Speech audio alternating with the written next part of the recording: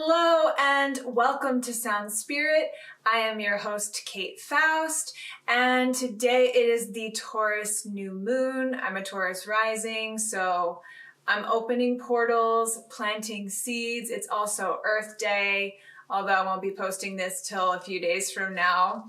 I'm steeped in that energy, so I want you to kind of feel into that sort of abundance energy. Today I'm going to be talking a little bit about owning and accepting all the many different aspects of ourselves, especially through the lens of looking at our inner voice. This week I'll be teaching a workshop for Intuitive Voice virtual series called Relating to the Inner Voice. So what did I do? Well, I went deep into my own circle of voices that I have going on, particularly through the lens of my own songwriting. And I was reminded of things and excited about things, and I wanted to honor the artist, the person, the sensitive, sensual being that I have always been, and the wisdom that I've always had. And I want to also affirm that for you. So we're going to get into it today. It is the Taurus new moon inner voice wisdom episode. So enjoy.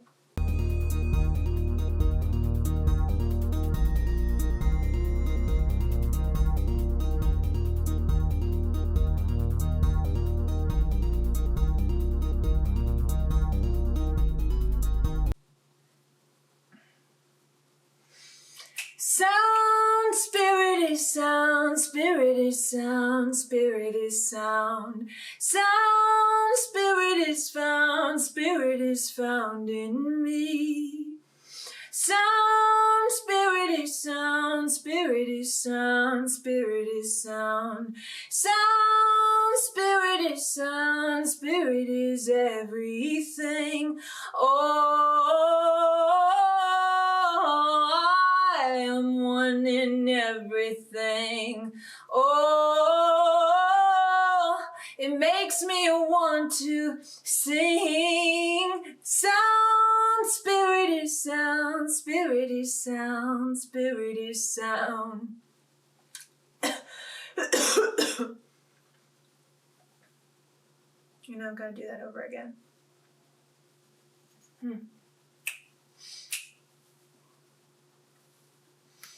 Sound, spirit is sound, spirit is sound, spirit is sound. Sound, spirit is sound, spirit is found in me. Oh, I am one in everything. Oh, it makes me want to sing. Sound, spirit is sound, spirit is sound, spirit is sound. Sound, spirit is found, spirit is everything.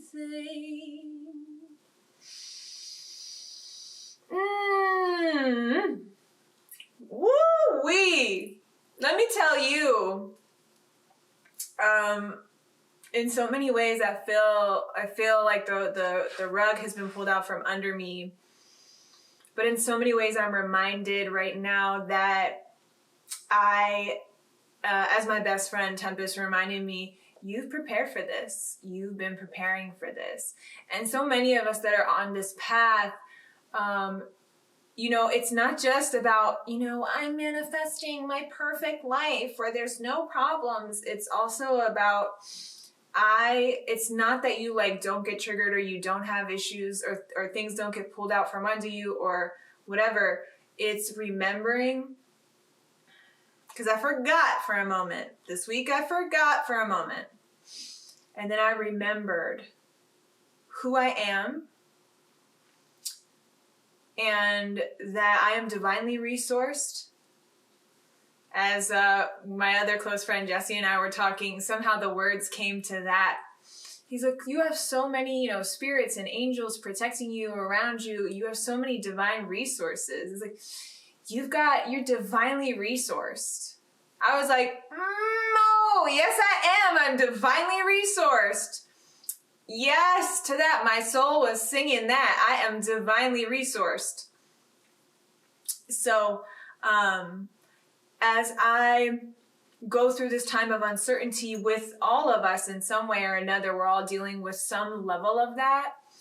I want to say, especially as we plant these new seeds with this Taurus new moon, there are portals of abundance and support, portals of care, portals of friendship, portals of love that are open for you. And you simply have to remember who you are, and you will find a way to open and step through those portals. Speaking of thinking about portals and thinking about the powerful workshop that happened this weekend for the Intuitive Voice Virtual Series, we were doing a sound healing, and people, as I was tapping into the students that were there and their energy, I could really feel their ancestors. So especially on this Earth Day, we have this beautiful Mother Earth guide, Sophia, that's actually healing as we humans are in this place of uncertainty, like with our human agenda.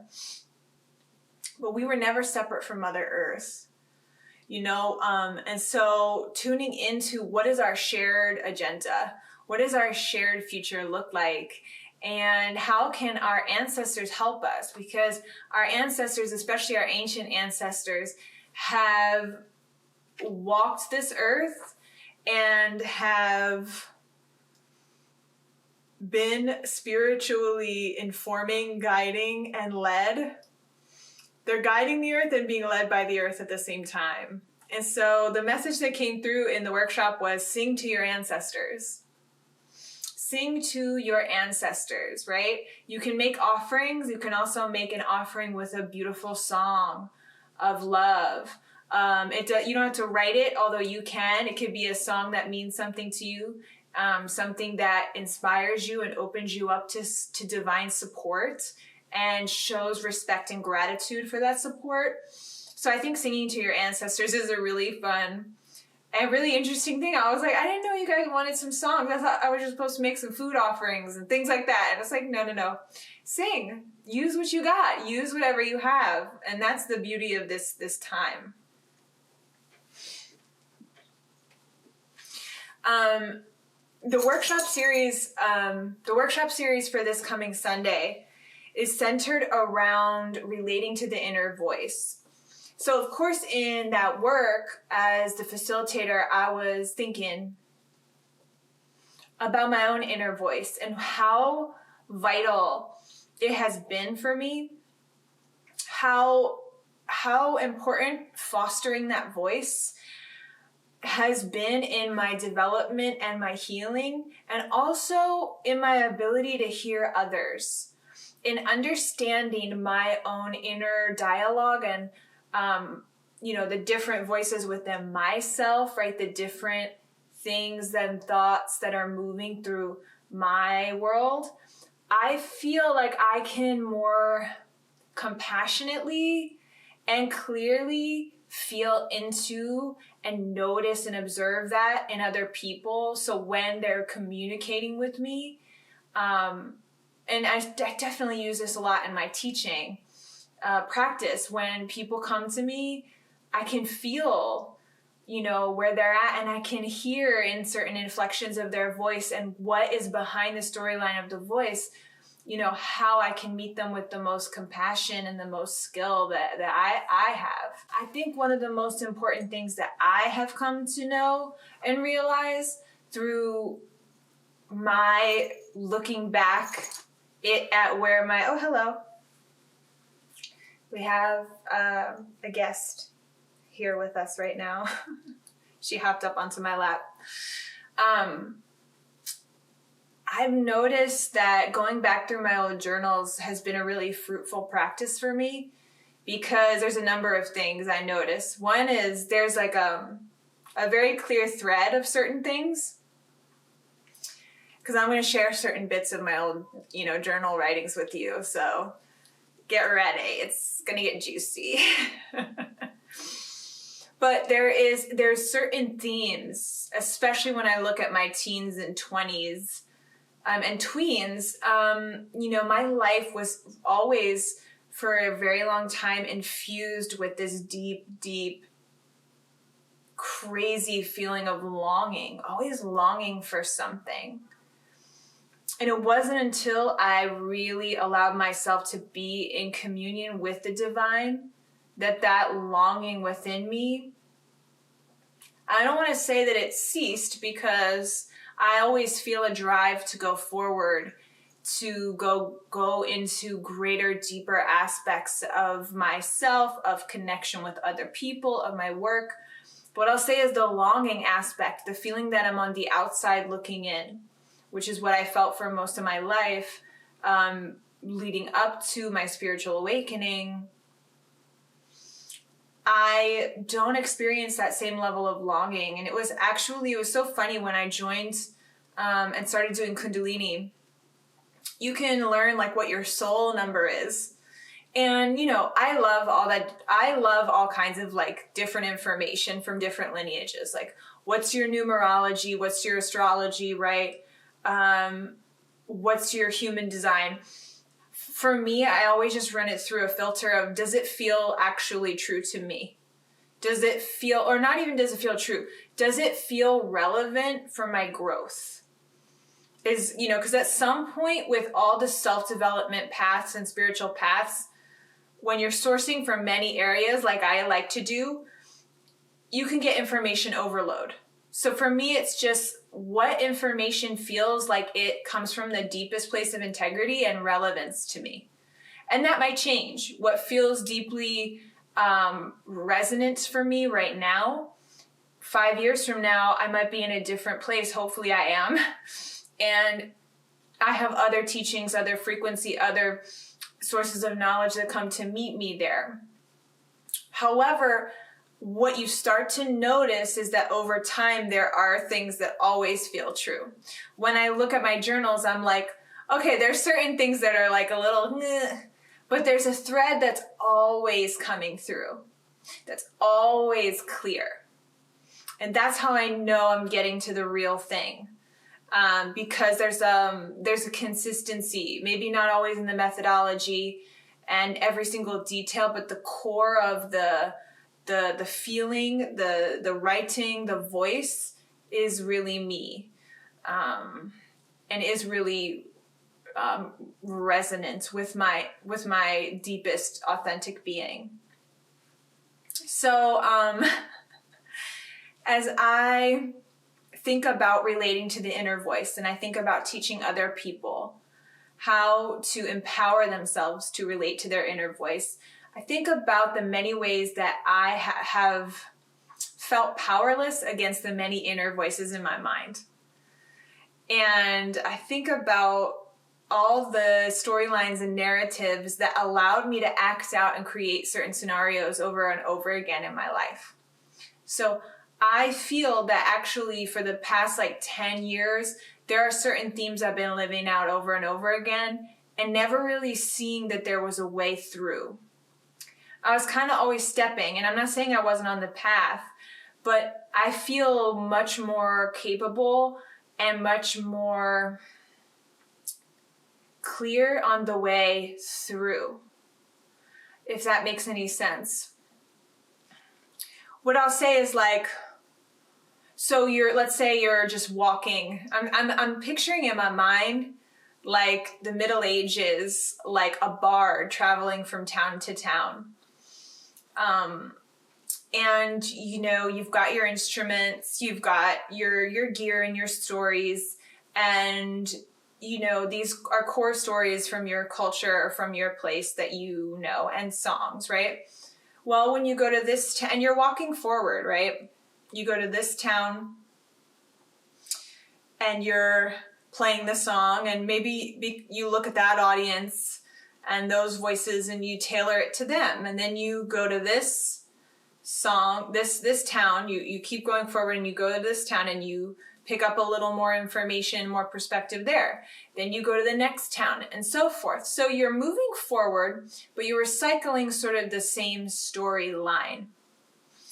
What I'm referring to is, okay, let's say, obviously I'm talking about Ireland because I'm thinking of Ireland and going through the land, through an island. Let's say you get to the shore and there's a vast ocean before you. And you've been faced with that vast ocean before, but you never had a means to move through it. You thought, if I step into this water, it is going to pull me under. It is going to drown me. It's going to take away my control. I'm going to be just dragged into the riptide. I will have no way to work with this. Suddenly you get to the shore and somebody approaches you and says, hey, are you coming? You say, where? Well, we're going out there. We're going to travel across the ocean. How? Well, we got this boat right here, and it knows how to perfectly go with the tides that are the most nurturing and clear and directed towards where we want to land. And you're like, oh, yeah, I'd like to get on that boat. Yeah, we've been waiting for you, actually. We've been waiting for you to come to shore. We saw you get close a few times, but, we figured you'd make it eventually.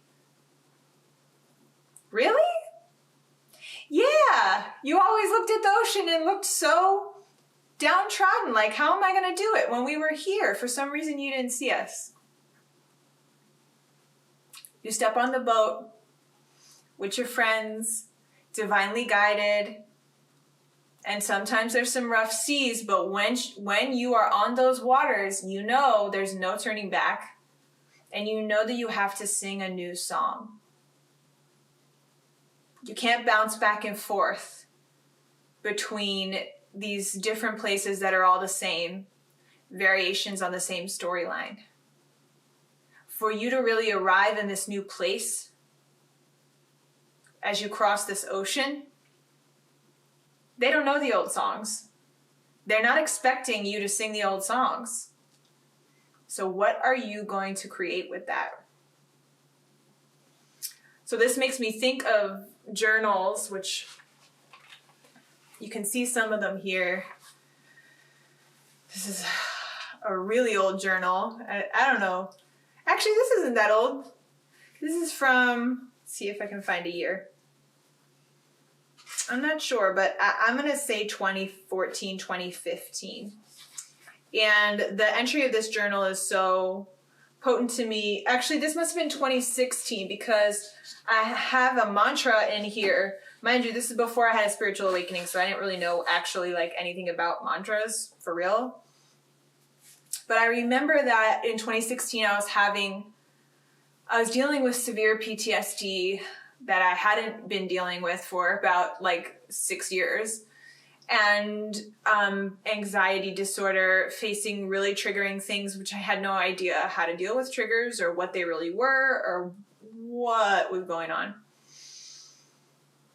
And one thing I was asking myself, because it wasn't the first time I had dealt with that kind of pain, but I had finally started to go to therapy, and so I felt like I had tools to work with. And I just posed this simple question in my journal. What would you do if you weren't afraid? Where would you go? Who would you love? How would you walk? How would you stand?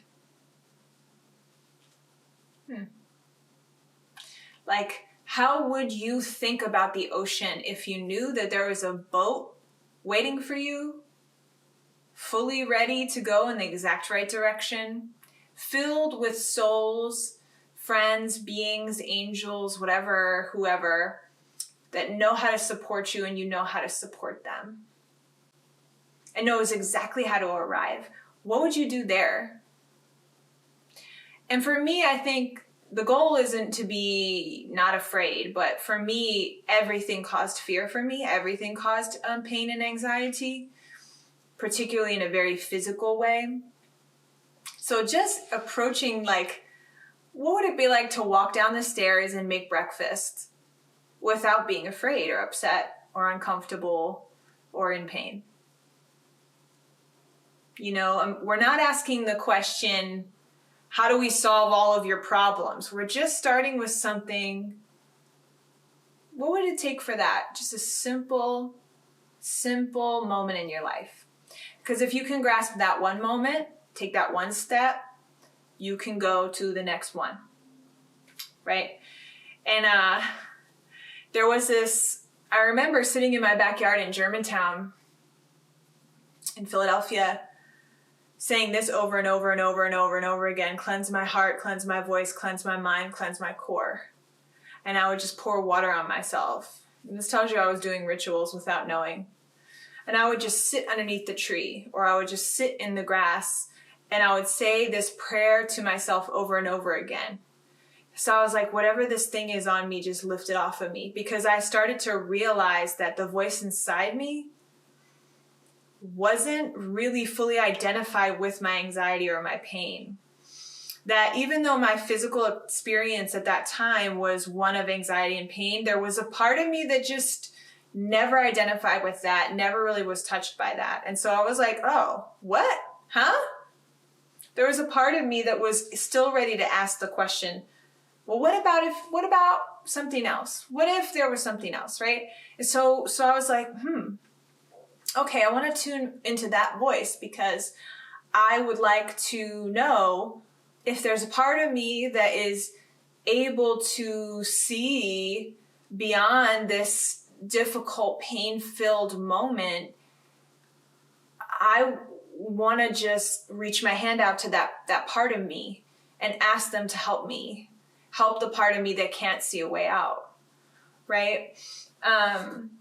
When I was really deep in depression, I remember I had to move home to my parents' house because I had like no money, and I was just fucked up. I was sad, traumatized, confused. It was the right thing to do at the time, and I'm glad that I did it. And I was like, I'm going to make use of this. So I started to do the artist way, and I would write in the morning pages, 3 pages or 10 pages, just start writing. And that's actually part of my practice still to this day. Just write things down, because when you do that, you begin to know and get to know a voice inside of you that is, wow, just wow. And a level of your inner voice that is just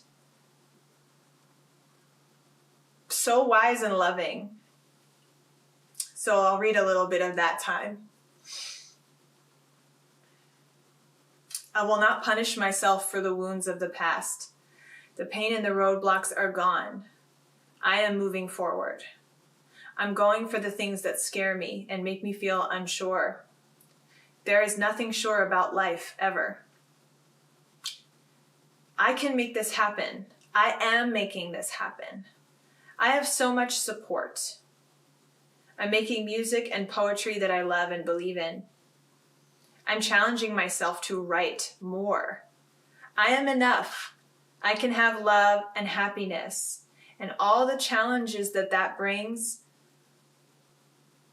are worth my time and attention.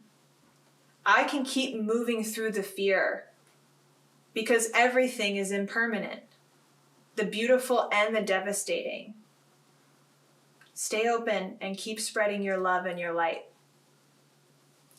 So just looking back at these writings in my journals, I'm like, wow, like there is a part of me, there's a voice within me that doesn't identify on the level of the personality. This is a beautiful one. There are so many ways to forgive yourself, so many ways to see yourself in the moment and to pause and say, I've done this before. When you hear the words always and never, it becomes clear that a story is playing out in the mind. the story of the past, the story of a future that may or may not ever come to pass. That is not your story. Your story is one of relearning, opening, and allowing. Your story is freedom. So I am reading these as a reminder to myself, from myself, and I'm reading them to you because I believe in you, and I see you, and this channel and everything that I do, my music, everything is meant to let people know that they can do it, whatever it may be. And this is another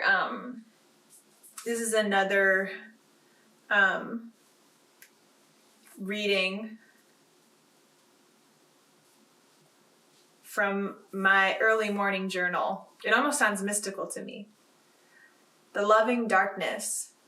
Someone knows me there.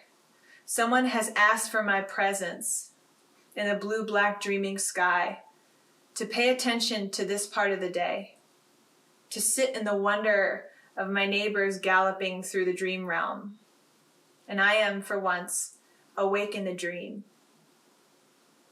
I begin to see the layers of smoke behind the mirror of belief. I do not have to believe in the magic of my daily grind, but I must know that it is in this place I become. It is upon this trail that I will scatter the seeds of time, whose blooming I cannot predict, but I must be present for. As I think about planting seeds right now in this Taurus new moon and moving into Taurus energy, I think of what I love about Taurus energy as I am a Taurus rising.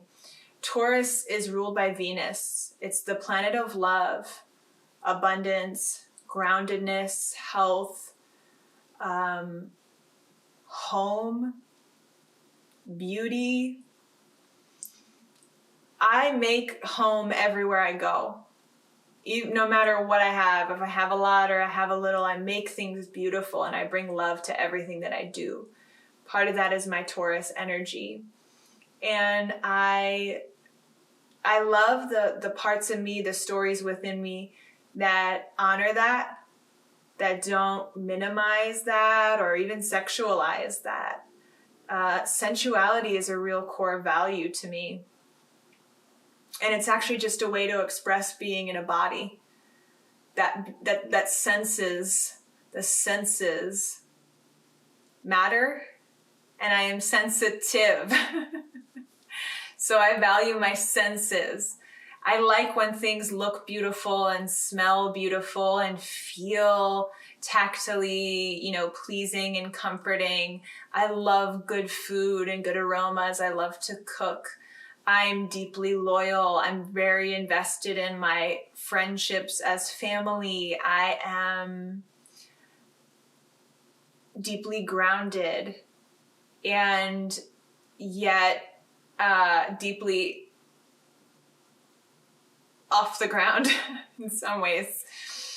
But as I think about planting seeds right now, I think about opening portals of possibility and abundance within myself, and also offering a vision of that, meaning holding the vision of anyone around me that's doing the same thing. Holding a vision of, yes, we can do it. Yes, put your music out into the world. Publish your blog. Bake cookies and bring them to the hospital for the workers on the front line. Like any act of love and generosity, from creating art to making food to showing up in your workplace the way that you're needed, to caring for your loved one, to sending a beautiful message to them.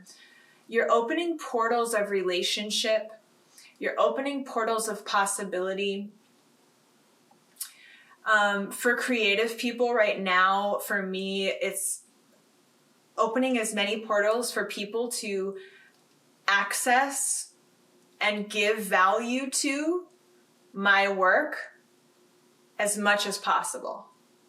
That means, opening myself up for one-on-one teaching again. That means opening up all my different online learning portals, self-studies, and workshops. That means providing more support in sound healing. That means releasing music. That means so many things. Launching my podcast. I'm opening portals for me to share my gifts and my love and that beautiful Venusian energy that I embody with the world, and to receive whatever comes through that portal. Receive that with integrity. And because I receive so much from every person who steps up. Every person who steps up and says, yes, I'm here. Here's what I have to give. And so it moves me in so many ways to open those portals. So I want to do like a really brief little meditation on the Taurus energies and the new moon energies. And it's not too late. We're still in the new moon phase, so let's get comfortable. I'm just feeling into the energy of abundance in my body, an abundance of love, an abundance of health and vitality, an abundance of songs and sounds which are waiting for me. And I'm standing with you at that shore. And I'm standing ready to get you on the boat, to go to the place where you want to go, wherever it is, in this moment in time. You have agency. You don't have to go anywhere. You can stay right where you are if you'd like.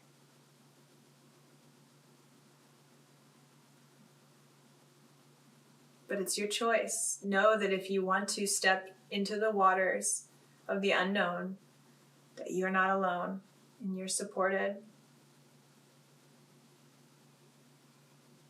And as you breathe in that feeling of possibility.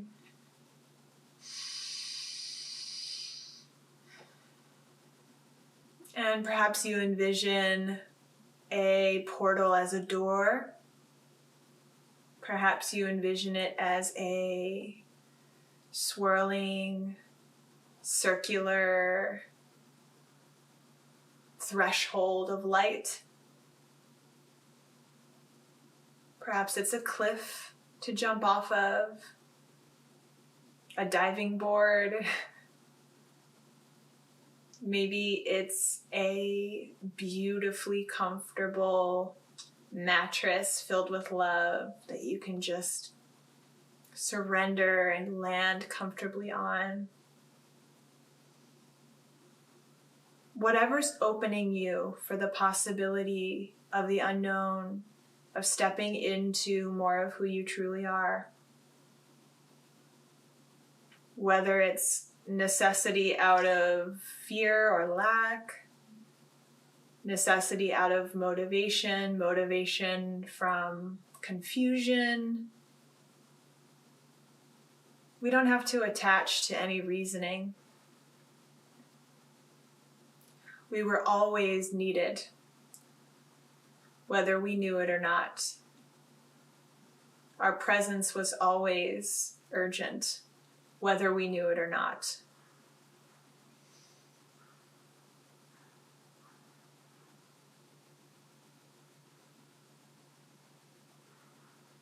And as you go through this Taurus season, give yourself permission to feel deeply into all of your senses, to open your heart to more levels of love in whatever way,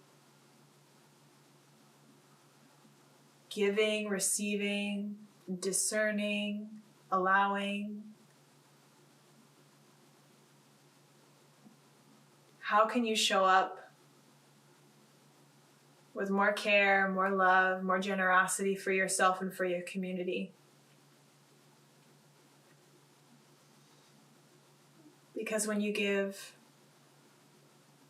in the true purity of the desire of the soul to give, You will always receive. You will always be met.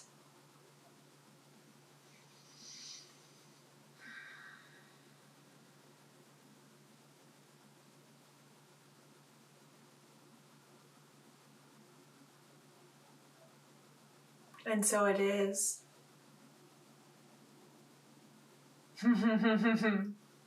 So thank you so much for joining me today on Sound Spirit for this reflection. Thank you for bearing with me as I read to you from some of my journals. And if you haven't signed up for the Intuitive Voice Workshop series, please join us. It's magical and super fun and laid back. We're all quarantined, so it is what it is.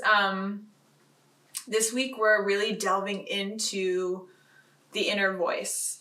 So really looking into our storylines, our identities, the different levels of the voice, how we're communicated to from different aspects of the self, whether that comes from the mind, the soul, the spirit, the subconscious, right?